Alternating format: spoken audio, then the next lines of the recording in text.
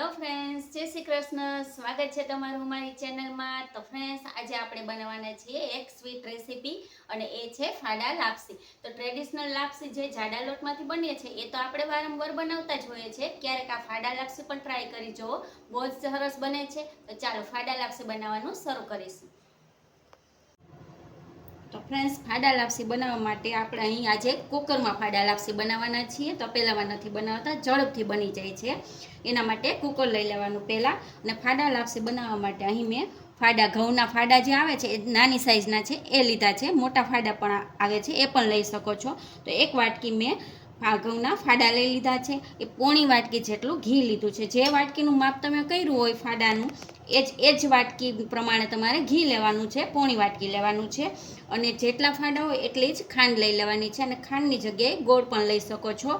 થોડુંક dry fruit cut કરીને લઈ લીધું છે. અડધી ટીસ્પૂન જેટલી વરિયાળી છે અને અડધી ટીસ્પૂન જેટલી એલચી પાવડર છે.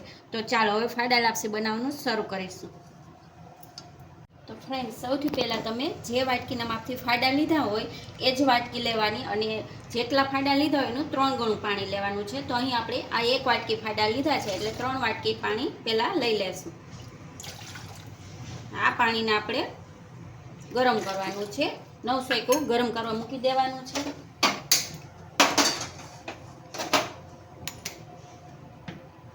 હવે આપણે કુકર લઈ લીધું છે.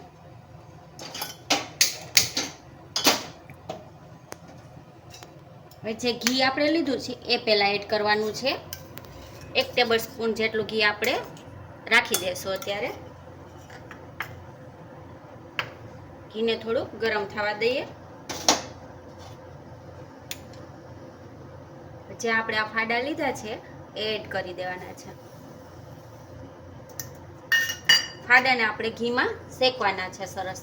ગેસની ફ્લેમ મીડિયમ રાખી દેવાની છે, જેથી ઘઉંના ફાડા છે એ સરસ શેકાઈ જાય. આ રીતે સતત હલાવતા રહેશું અને આ ફાડાનો કલર ચેન્જ થઈ જશે, વ્હાઈટ થઈ જશે અને થોડાક ફૂલી જશે. તો આ રીતે શેકતા રહી 5 થી 6 મિનિટ જેટલું તમારે સતત હલાવતા રહી ફાડાને શેકી લેવાના છે, જે આગળ બતાવું. જો ફ્રેન્ડ્સ, તમે શેકશો ને એટલે આ રીતે પહેલાં વ્હાઈટ થઈ જશે, ફૂલાઈ જશે. આપણે જે ફાડા છે ને એ જોઈ શકો છો, વ્હાઈટ થઈ જશે. હજી શેકવાનો છે, થોડો કલર એનો લાઇટ બ્રાઉન થાય ત્યાં સુધી આપણે શેકી લઈશું. ત્યારબાદ ગરમ પાણી કર્યું છે એ એડ કરવાનું છે. તો જો ફ્રેન્ડ્સ, સતત આમાં હલાવતા રહેશું ને એટલે જો કલર થોડો લાઇટ થઈ ગયો છે, બ્રાઉન.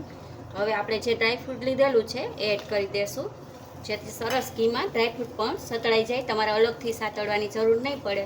અને ડ્રાયફ્રૂટ ઓપ્શનલ છે, પરંતુ નાખશો તો સરસ ટેસ્ટ લાગશે લાપસીમાં. તો એને પણ આ રીતે 1 મિનિટ માટે સાતળી લઈએ.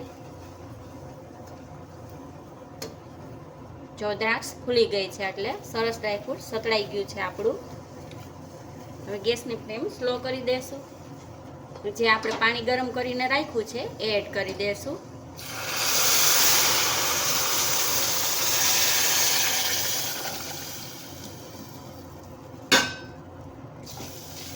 બધું સરસ આ રીતે મિક્સ કરી દેવાનું.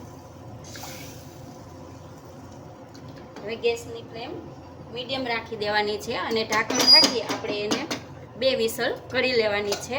ત્યારબાદ એર એની નીકળે ત્યારે જ ખોલવાનું છે, એટલે ફાડા સરસ આપણા ચડી જશે, જે આગળ તમને બતાવું. તો ફ્રેન્ડ્સ, 2 વિસલ આપણે કરી લીધી છે અને સરસ આમ જો એર નીકળી ગઈ છે ત્યારે આપણે ખોલીને જોઈ લઈશું. હવે તમારે અત્યારે ચેક કરી લેવાનું છે કે આપણે જે ફાડા લીધા છે એ સરસ બફાઈ ગયેલા હોવા જોઈએ. હાથમાં લઈને આમ દબાવવા જોઈએ, આસાનીથી સરસ બફાઈ ગયા છે આપણે. હવે ગેસની ફ્લેમ ચાલુ કરીશું. હવે આ ફાડામાં આપણે ખાંડ એડ કરી દઈશું. જેટલા ફાડા લીધા છે એટલી જ ખાંડ લીધી છે. તમારે ગળ્યું ઓછું કરવું હોય તો તમે ઓછી પણ ખાંડ લઈ શકો છો, અથવા ગોળની લાપસી કરવી હોય ફાડા લાપસી તો ખાંડની જગ્યાએ ગોળનો પણ યુઝ કરી શકો છો. બેયમાં સરસ બને છે આ લાપસી. તો ખાંડ આપણે સરસ ઓગળે ત્યાં સુધી ગેસની ફ્લેમ સ્લો રાખી સરસ આવી રીતે હલાવતું રહેવાનું, જેથી ખાંડનું પાણી છૂટશે અને સરસ બધું મિક્સ થઈ જશે. હવે આપણે એમાં જે એલચી લીધી છે, તો એલચીની સોરી આ વરિયાળી લીધી છે એ એડ કરી દઈશું. એલચી પાવડર છે એ એડ કરી દેશું. અને આ ઘી આપણે જે વધારાનું રાખ્યું હતું એ એડ કરી દઈશું. 1 ટેબલ સ્પૂન જેટલું આપણે વાટકીમાં રાખ્યું હતું. અત્યારે એડ કરશો તો સરસ ટેસ્ટ આવશે. ઘીનું પ્રમાણ તમે ઓછું પણ લઈ શકો તો પણ આ લાપસી સરસ થાય છે, પરંતુ ઘી આમાં વધુ હશે ને તો બહુ મસ્ત બને છે, ટેસ્ટી એકદમ. તો બસ 1-2 મિનિટ માટે આ રીતે સતત હલાવતા રહેશું, જેથી થોડુંક પાણી ખાંડનું છે એ બળી જાય ત્યાં સુધી આપણે હલાવતું રહેવાનું. તો પછી આપણી ફાડા લાપસી બનીને તૈયાર છે, જે આગળ તમને બતાવું. જો ફ્રેન્ડ, સરસ ખાંડનું પાણી બળી ગયું છે. આપણે એકદમ ડ્રાય નહીં કરવાની, આ રીતના થઈ જાય એટલે ગેસ આપણે બંધ કરી દઈશું, કારણ કે હજી થોડી વાર રાખીશું એટલે પાણી એબઝોર્બ થઈ જશે. જો કેવો સરસ એક દાણો સરસ ફૂલેલો દેખાય છે. તો હવે આ લાપસી આપણી બનીને તૈયાર છે. હવે થોડીક વાર પછી આપણે એને પ્લેટમાં સર્વ કરીશું.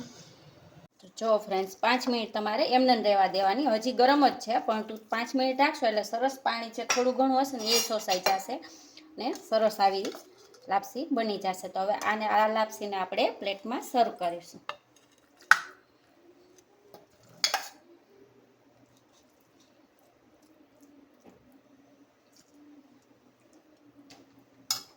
તો થોડાક કાજુ અને બદામ લઈ લીધા છે સર્વ કરવા માટે, જેથી લુક્સ વાઇઝ સરસ લાગે. અને ટેસ્ટમાં તો બેસ્ટ છે આ લાપસી. એકવાર તમે જરૂરથી ટ્રાય કરી જોજો. ઘરના બધાના ભાવે એવી બનીને તૈયાર થશે.